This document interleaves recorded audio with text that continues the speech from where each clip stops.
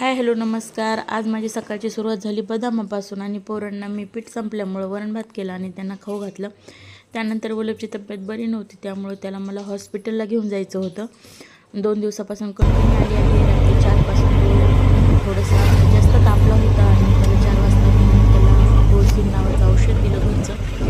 आणि ही हिस्ट्री मी डॉक्टरांना पण सांगितली. मुली डॉक्टर आहे श्रेयस बालक हॉस्पिटल आहे आणि बाल डॉक्टर मुली डॉक्टर खूप चांगले आहेत. आणि हे डॉक्टरांना त्याची पाठीमागची हिस्ट्री सांगितली. 2 दिवसापासून कणकणी वगैरे आहे, आठवड्यातून 2दा. आणि ह्या 5-7 दिवसात ना 2 वेळेस त्याला उलटी झाली. खूप पडलेला होता, त्यामुळेच मी म्हटलं सरांना. आणि रात्री 4 वाजता अचानक खूप तापला होता, तर क्रोसिन दिलं होतं. त्यानंतर वैभवीला पण लसीकरण राहिलं होतं. 18 आपणच दिलेलं आहे तिला. तर तिचे डोस आज देऊ उद्या देऊ करत करत 2 महिन्यापासून आम्हाला ते काही साहेबांना वेळ भेटला नाही आणि खोकल त्यामुळे हेच आयटम पुढे नेलं सर्दी खोकला अचानक हॉस्पिटलमध्ये. आणि तिला पण लस घेतली, वल्लभचं मेडिकल घेतलं आणि तिला पण लस वगैरे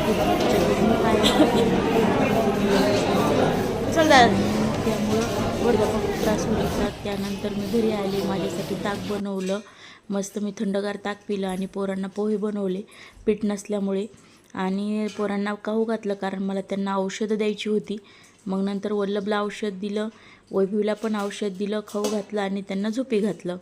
आणि नंतर मी माझे बाकीचे कामं आवरून घेतले, कारण आपण जर कुठं गेलो ना तर आपले सकाळपासूनचे कामं तसेच पेंडिंग राहतात.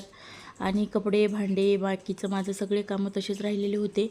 आणि यांना झोपी घातलं आणि मी माझे कामं आवरून घेतले. तर असा होता माझा एकंदरीत आजचा दिवस. तुम्हाला हा ब्लॉग कसा वाटला नक्की कमेंट्स करून सांगा. पुन्हा भेटूया नेक्स्ट ब्लॉगमध्ये. Bye bye.